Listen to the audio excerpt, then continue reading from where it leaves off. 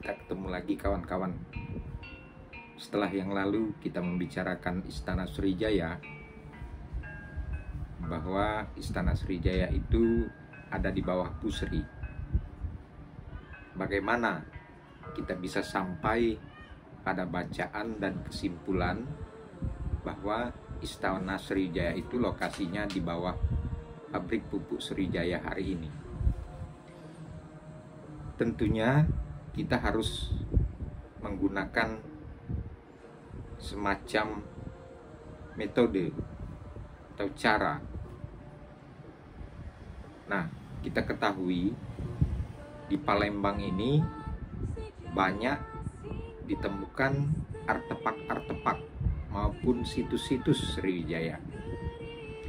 Berdasarkan bacaan atas artefak-artefak dan situs-situs Sriwijaya itulah bisa kita lacak di mana keberadaan Istana Sriwijaya, yaitu kita gunakan pisau bedah semiotika yang bersifat representatif dengan sign atau tanda, diantaranya adalah ikon, indeks, dan simbol. Nah, dalam membaca Sriwijaya ini, dalam membaca Istana Sriwijaya ini, saya menggunakan sign index. Sign index ini adalah representasi yang menunjukkan adanya hubungan kausal, hubungan sebab akibat.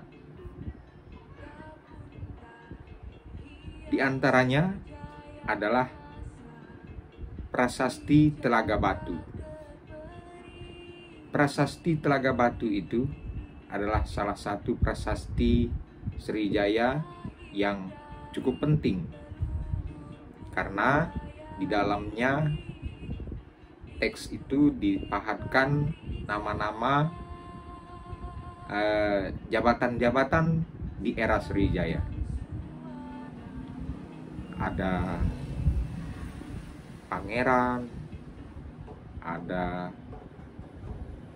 penjaga, atau ada pengawas, dan lain sebagainya. Semua itu ada di Prasasti Telaga Batu.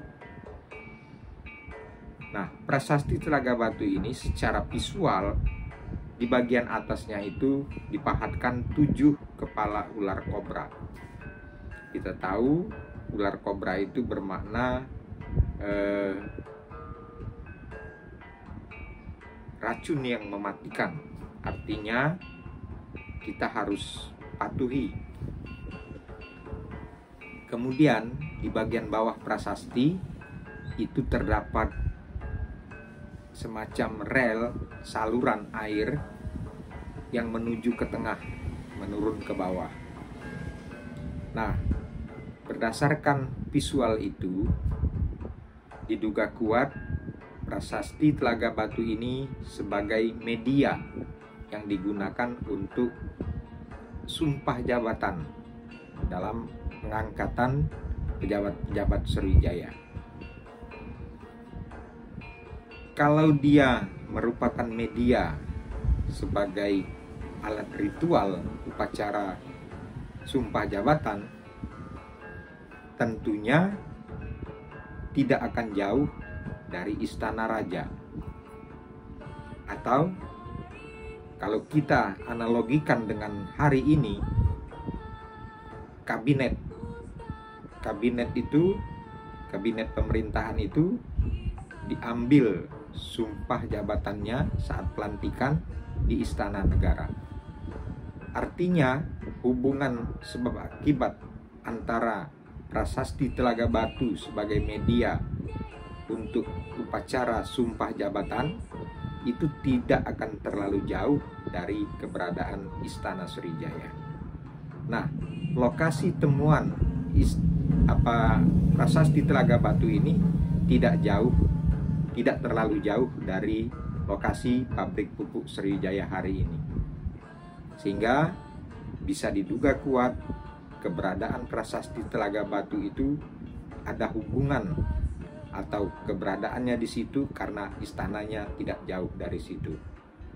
Atau kita balik, karena Istana Sriwijaya di lokasi Pusri, maka tempat ritual, tempat upacara sumpah jabatannya di lokasi temuan prasasti Telaga Batu. Itu yang pertama. Yang kedua, indeks berikutnya adalah pada hari ini kita ketahui bahwa tidak jauh dari PT Pusri itu, bersebelahan pagar, itu ada situs makam Gedeing Suro. Situs makam Gedeing Suro ini, menurut arkeolog, di situ ditemukan juga semacam pecahan atau fragmen prasasti yang mengatakan bahwa ada keberadaan vihara. Artinya di lokasi itu pernah ada vihara. Bahkan kalau kita lihat struktur dari makam Gedeing Suro ini, di bagian bawahnya itu adalah struktur candi. Mungkin saja ini bekas candi yang dipangkas masa Gedeing Suro sehingga dijadikan makam. Nah, kembali ke vihara tadi, sangat logis bila vihara itu keberadaannya tidak jauh dari Istana Sriwijaya. Mengingat keluarga istana tentu akan melakukan ibadah atau akan melakukan sembahyang. Nah, untuk fasilitas keluarga istana itu dibutuhkan vihara yang tidak berjauhan. Artinya hubungan sebab akibat ini atau hubungan kausal ini juga diduga kuat Istana Sriwijaya tidak jauh dari makam Gedeing Suro, yaitu di PT Pusri yang hanya bersebelahan pagar. Indeks ketiga adalah temuan-temuan para penyelam liar yang mencari harta karun di Sungai Musi. Itu umumnya mendapatkan temuan-temuan itu mulai dari Pusri sampai ke Pulau Kemarau. Artinya di situ pernah terjadi proses bongkar muat, pernah terjadi proses mungkin saja perompakan dan lain sebagainya, sehingga di Sungai Musi di lokasi PT Pusri itu banyak ditemukan tinggalan-tinggalan masa lalu. Itu 3 indeks yang menunjukkan Istana Sriwijaya lokasinya di bawah PT Pusri. Kita lanjutkan pertemuan berikutnya.